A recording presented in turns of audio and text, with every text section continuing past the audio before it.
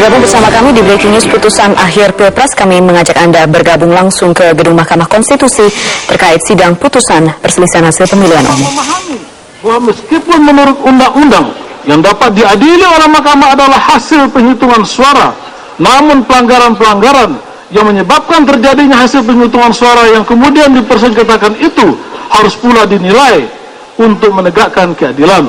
Hal ini sesuai dengan ketentuan Pasal 24 ayat 1 Undang-Undang Dasar 1945 yang berbunyi, kekuasaan kehakiman merupakan kekuasaan yang merdeka untuk menyelenggarakan peradilan guna menegakkan hukum dan keadilan. Dan pasal 24 ayat 1 Undang-Undang Dasar 1945 yang berbunyi, setiap orang berhak atas pengakuan, jaminan, perlindungan dan kepastian hukum yang adil serta perlakuan yang sama di depan hukum. Dalam putusan nomor 31 PHPUD dan seterusnya tanggal 30 Juni 2010 pada paragraf 3.27, Mahkamah kembali mempertimbangkan antara lain bahwa dalam rangka menjaga tegaknya demokrasi, Mahkamah harus menilai dan memberikan keadilan bagi pelanggaran-pelanggaran yang terjadi dalam pelaksanaan demokrasi, termasuk penyelenggaraan pemilu kada. Pandangan Mahkamah tersebut didasarkan atas pemahaman bahwa demokrasi tidak saja didasarkan pergulatan kekuatan politik semata, namun lebih jauh dari itu, harus dilaksanakan sesuai aturan hukum. Oleh karena itu, setiap keputusan yang diperoleh karena suara terbanyak dapat dibatalkan oleh pengadilan jika terbukti menurut hukum dan keyakinan hakim terdapat pelanggaran terhadap prinsip-prinsip hukum yang dapat dibuktikan secara sah dan meyakinkan di hadapan pengadilan.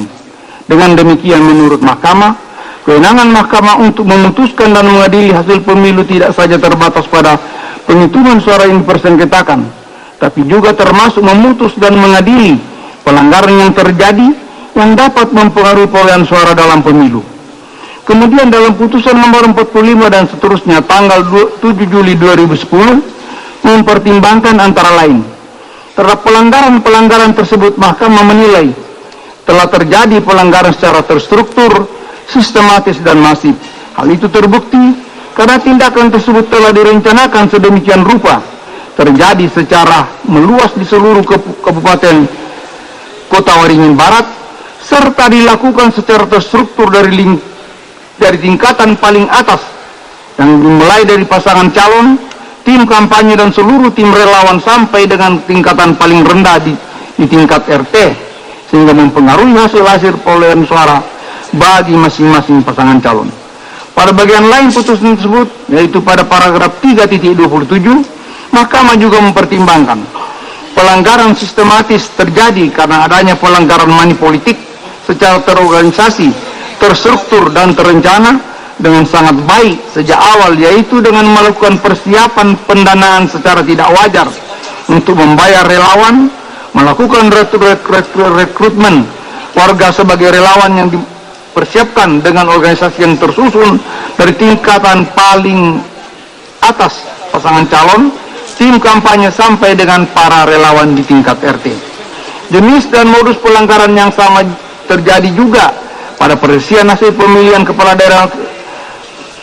daerah Kabupaten Mandailing Natal, sehingga Mahkamah menyimpulkan telah terjadi pelanggaran yang bersifat terstruktur, sistematis dan masif dalam proses pelaksanaan pemilihan kepala daerah Mandailing Natal.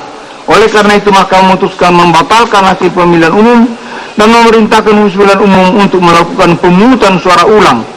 Ide putusan Mahkamah nomor 41 dan seterusnya.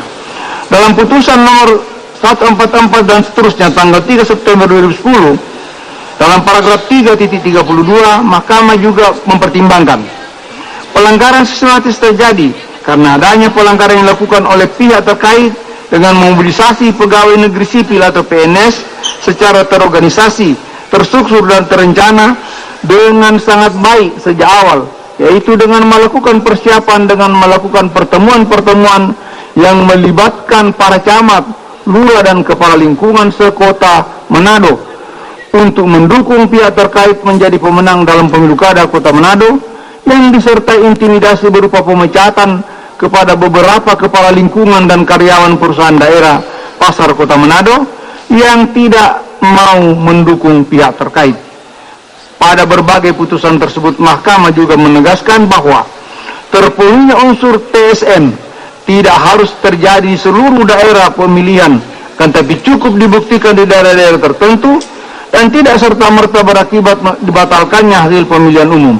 Mahkamah juga mempertimbangkan signifikansi selisih peringkat perolehan suara, sehingga jika pun dilakukan pemungutan suara ulang akan dapat mengubah perolehan suara. Saya ulangi, mengubah peringkat perolehan suara. Berdasarkan pertimbangan kerangka berpikir tersebut, selanjutnya Mahkamah akan mempertimbangkan pokok permohonan sebagai berikut. Pengurangan suara pemohon dan penambahan suara pihak terkait.